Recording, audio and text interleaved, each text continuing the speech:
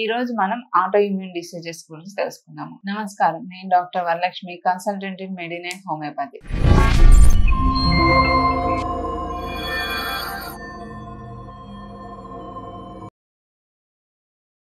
Auto immune diseases అంటే మనకి శరీరంలో రక్షణ వ్యవస్థ అన్నది ఉంటుంది. అంటే మనం ఈ వెదర్ లో ఉన్న గాలిలో ఉన్న వైరస్లు కానీ మనకి ఆహారం ద్వారా వచ్చే బ్యాక్టీరియల్ ఇన్ఫెక్షన్స్ నుంచి మన శరీరాన్ని కాపాడేలాగా, మన రోగాల నుంచి వీటన్నిటి నుంచి కాపాడేలాగా మన దేహంలో రక్షణ వ్యవస్థ ఉంటుంది.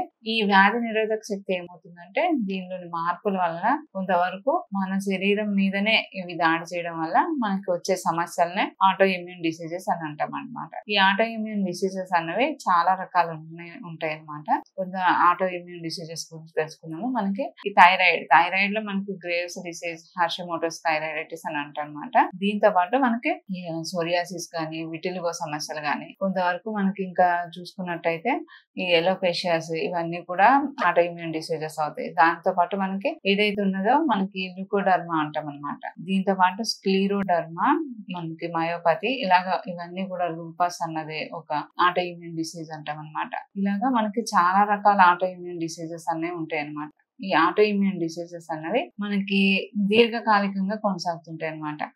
ఏదైతే ఉన్నదో మన రుమటాయిడ్ ఆర్థరైటిస్ అంటాం అనమాట. ఈ రుమటాయిడ్ ఆర్థరైటిస్ లో ఏమవుతుంది, మనకి చిన్న చిన్న కీళ్ళు ఇవన్నీ కూడా వాపులకు గురవడము, మనకి డిఫార్మిటీస్ రావడము, ఇంకా పెయిన్ అన్నది ఎక్కువగా ఇబ్బంది పెట్టడము, ఫీవర్స్ రావడం, ఇవి కంటిన్యూస్ గా జరుగుతుంటాయి అనమాట. దీనికి ఎంత స్టెరాయిడ్స్ ఇచ్చి యాంటీ ఇన్ఫ్లమేటరీ డ్రగ్స్ అవి యూజ్ చేస్తున్నా ఇవి దీర్ఘకాలికంగా అన్నది కొనసాగుతూ ఉంటుంది అనమాట. ఇలాగా మనకి ఒక ఆటో ఇమ్యూన్ డిసీజ్ వస్తే మళ్ళీ కొత్త ఆటో ఇమ్యూన్ డిసీజ్ అంటే వేరొక ఆటో ఇమ్యూన్ డిసీజ్ వచ్చే అవకాశం అనేది చాలా ఎక్కువగా అన్నది ఉంటుంది అనమాట. ఈ ఆటో ఇమ్యూన్ డిసీజెస్ చూసుకుంటే మనకి స్త్రీలలో కొంతవరకు ఎక్కువగా అన్నది ఉంటుంది అనమాట. ఇవి దీర్ఘకాలికంగా కొనసాగుతుండటం పాటు ఏమవుతుందంటే దీనికి మెడికేషన్స్ అన్నది ఎక్కువగా యూజ్ చేయడం వల్ల మనకి ఫర్దర్ గా దీని వల్ల సైడ్ ఎఫెక్ట్స్ అన్నది కూడా ఉంటుంది అనమాట. అలా కాకుండా మనకి మెడినైన్ లో చూసుకున్నట్టయితే హోమియో మెడిసిన్స్ అనేవి ఉంటాయి. ఏదైతే ఉన్నదో మనకి థైరాయిడ్ డిసీజెస్ కానీ, రుమటాయిడ్ ఆర్థరైటిస్ కానీ, ఇంకా లూపస్ అని అంటాం అనమాట. ఈ లూపస్ కానీ, ఇంకా స్కిన్ ప్రాబ్లమ్స్ కానీ, ఏదైతే ఉన్నదో సోరియాసిస్ కానీ, మనకి విటిలిగో కానీ, ఏదైనా కూడా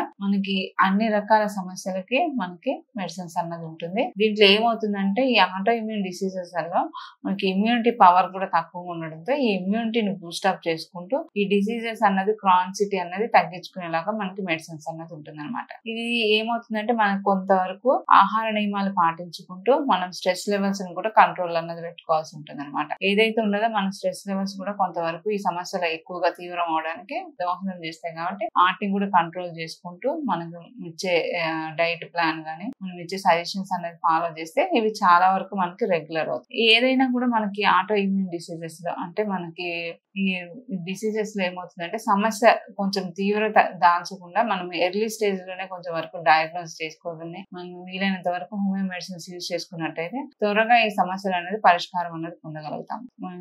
మీకు ఫర్దర్ ఇంకేమైనా డీటెయిల్స్ ఉన్నట్టయితే ఒకసారి మెడినైన్ ని కన్సల్ట్ అవ్వండి. Thank you.